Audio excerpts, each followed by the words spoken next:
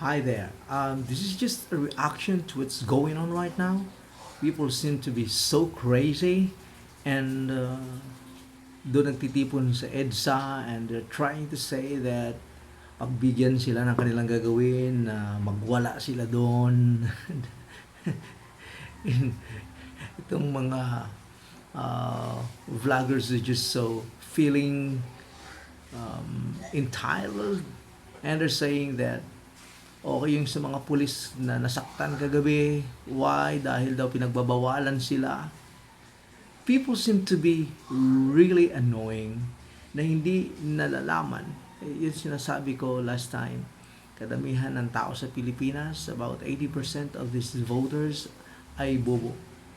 Can you imagine that they're saying that their right to say things, their way of doing it could be like absolute freedom, and they don't understand that the state has the duty to preserve order and freedom by any means, anywhere in the world, is never absolute.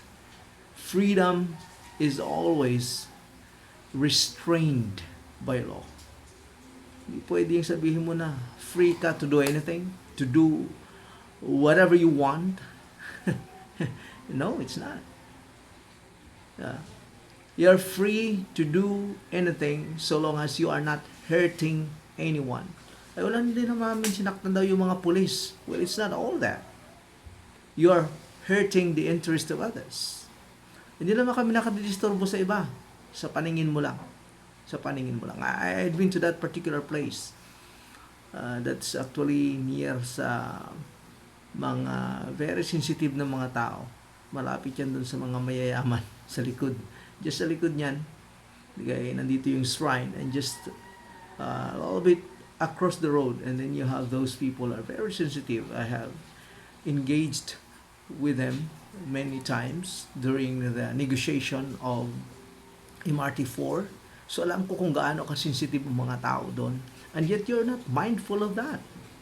Lalakas ng mga mukha para sabihin na sila ay pinagbabawalan na wala naman silang perwisyo. Hindi ho kayo perwisyo doon. Hindi kayo perwisyo doon. Nakakabuisit kayo doon.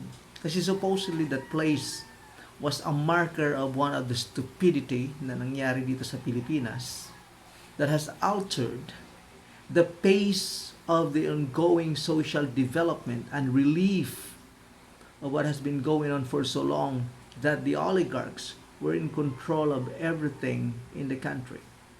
And yet, at the turn of that administration, wherein the poor and the middle class were given special chance to at least survive, the people, for a reason that is unknown to them, perhaps, sided with the power of the oligarchs and the church that has been in control of the country for so long. Name it. You have the Catholic Church. Na yan ang pinakamatagal na makapangyarihan dito. Well, until now, when we speak of business, the largest business operation in the country is very much controlled by the Catholic Church. And then you might ask the question, how and why? Well, it's exactly something you do not know. A lot of people doesn't know that. Banking institutions in the Philippines, many of those are not only controlled technically by the large shares of stocks by the CBCP or the Catholic Conference, the Catholic Bishop Conference of the Philippines, but there are many businesses here wherein the largest composition in terms of stocks are actually owned and controlled by CBCP. And so with that in mind, you would know that the church owns many businesses. And if you put it in a proper perspective, in a proper ratio, you'd find out that the Catholic Church can cripple the government if the Catholic Church will withdraw its capital investment in the country, because the church has so much money, just like in the past. It is today still very much a power that is of great impact to the society whenever it would withdraw its support. So that's the problem with people who do not understand. So ano nangyari dyan sa EDSA? Ngayon, ang daming tao dyan, pumupunta. And again, they're saying about they're being controlled, they're being given just very limited access, and that is true. Because we just cannot allow people to abuse whatever there is that is given them, because not everyone are happy with what they're doing. See? Baka sila ay masaya, yung iba hindi. Baka sila ay natutuwa sa kanilang ginagawa, yung iba na may nalulungkot na tinitingnan sila na nagmumukhang tanga, and yet they are so happy of what they're doing, while others are so enraged of their stupidity. Nakaka-buisit na tingnan. At nakakapirwisyo sila sa madami. Kasi daw nagpapahayag ng kanilang nararamdaman. Ay di, gawin nyo social media, hindi kayo kakapirwisyo ng iba.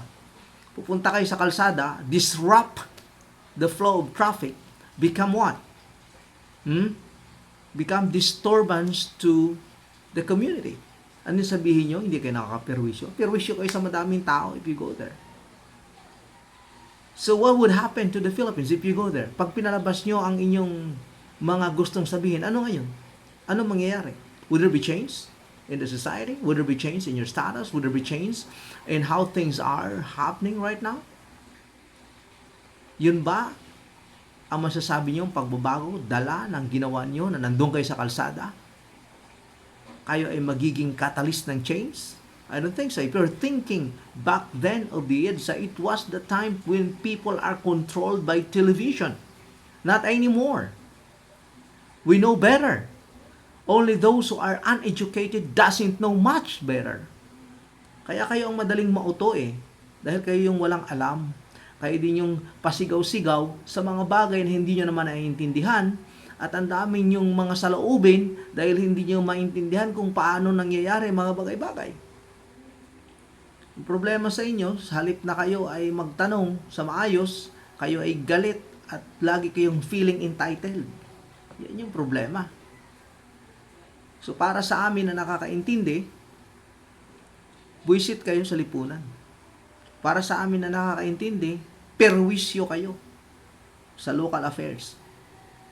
So, well, I'm just saying it. The way, exactly how I feel it. Just like the way you people feel it. Na sinasabi nyo, na karapatan nyo. It is not absolute. Hindi yan na lahat ng gusto nyong sabihin, lahat ng gusto nyong gawin ay pwede nyo nang gawin. Freedom is restrained by the Constitution. As the Constitution gives that freedom, it's also the Constitution that restrains, that encloses it, that limits it. Hindi lang yan na dahil narinig nyo na sinasabi ng simbahan, sinasabi ng media, there's freedom of speech. Abay, kulang na lang taihan yung gobyerno at sabihin nyo may freedom kayo. Saan nyo pinagdadampot yun? It's the same government that gives you the freedom, is the government na gusto nyong yurakan. Mag-isip kayo. Hindi kayo nakakahiya. Nakakabwisit kayo. Na akala mo yung pinagsasabi nyo, sobrang napakahalaga at napakalalim ng point of view nyo. You have the right to address your grievances, but not to the point na nagiging sagabal kayo sa iba. Marami na ngayong paraan. You can write the government, but if not, then you can, of course, bring it out. Through what? Social media. You have your Facebook. Sabihin nyo dyan gusto nyo sabihin. Na hindi kayo nakakasagabal sa ibang tao. Rather than go out on the streets at barahin yung traffic, and you become what? A burden to the society. I just want to make my point at this happening right now. na itong ginagawa ng marami ay hindi lamang pang-aabuso sa anumang karapatan na kunti lang ang naintindihan nila. But at the same time, it is something that should not be done that way. It's unfortunate na pag tinuturuan sa paaralan, ayaw makinig kasi gusto nila ang kanilang edukasyon ay panglansangan. Hindi ba nakakabwisit? Nakakasuka din. Dahil yan ang tinatawag mong sukdulang kabubuhan. Well, that's all for today. That's all my reaction sa mga nangyayari ngayon at sa mga ginagawa nyo na sinasabi nyo ay kinocurtail yung freedom nyo. Well, it's not true. You are just going beyond the ambit of what has been defined as freedom of each individual in the Philippines. Remember, your freedom ends where the freedom of others begin. Thank you for listening.